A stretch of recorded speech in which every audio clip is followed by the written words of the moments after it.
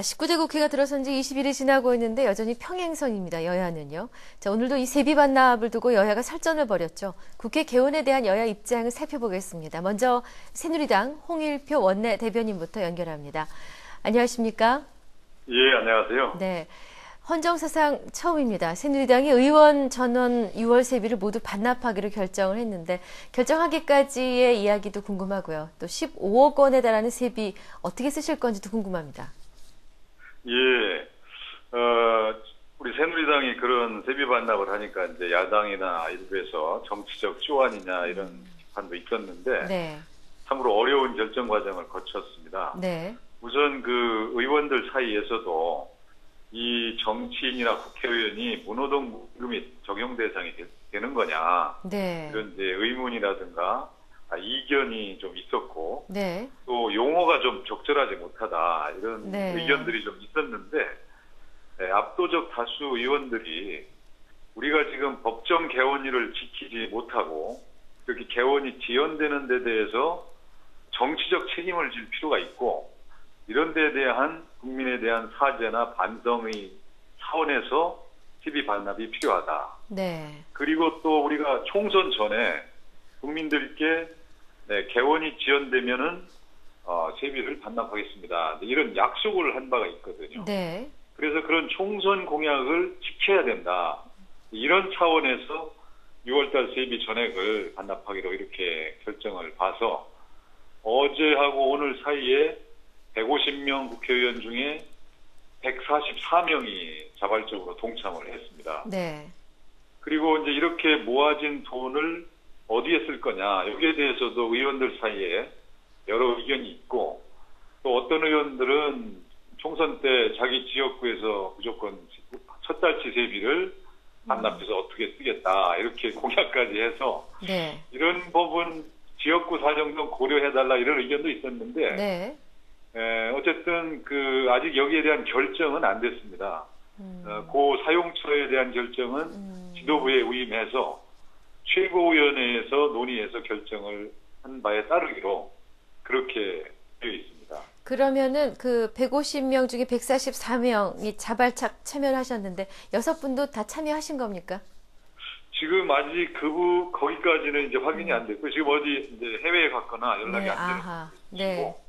그러나 이제 좀 더 기다려 보도록 하고요. 그렇군요.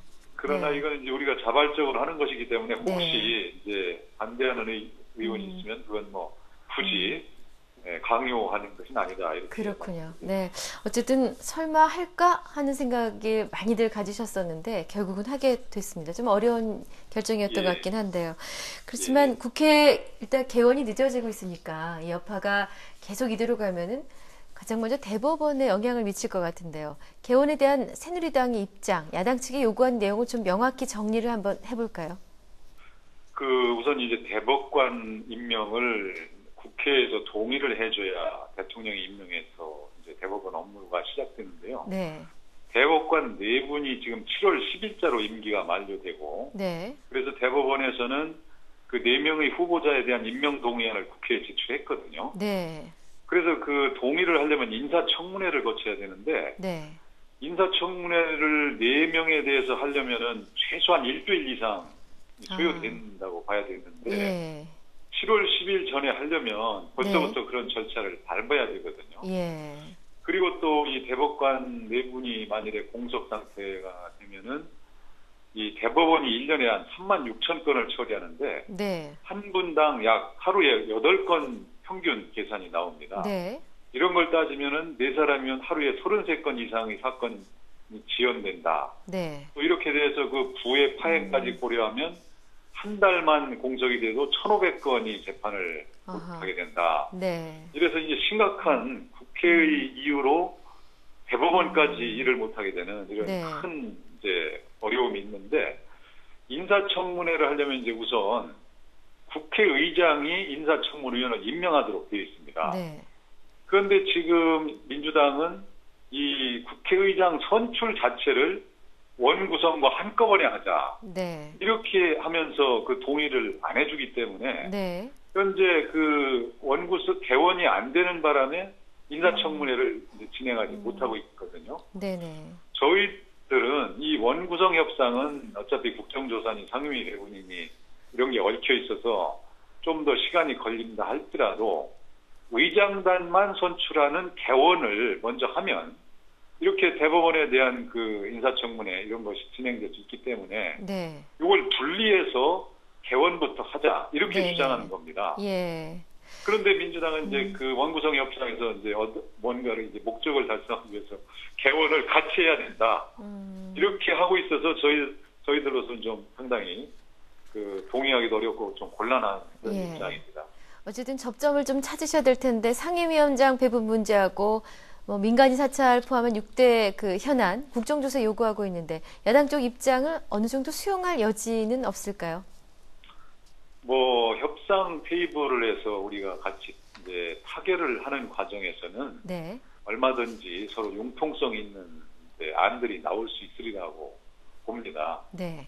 그러나 이제 그런 뭐 어디까지 융통성이냐, 구체적으로 뭐가 융통성을 보일 수 있느냐 이런 것들은 이제 협상을 앞두고 있기 때문에 따로 밝혀드릴 수는 없지만, 네. 그러나 어쨌든 그 타결이 되는 경우에는 얼마든지 조율이 될 수 있을 것이다 네. 이렇게 보고요. 지금 이렇게 개원 또는 이제 원구성이 안 돼서 국회가 안 열리고 있는 이런 모양새가 오래가는 건 절대 있을 수 없고 19대 국회가 다른 어느 국회보다도 이제 달라야 된다는 그런 국민적 요청이 워낙 강하기 때문에 네.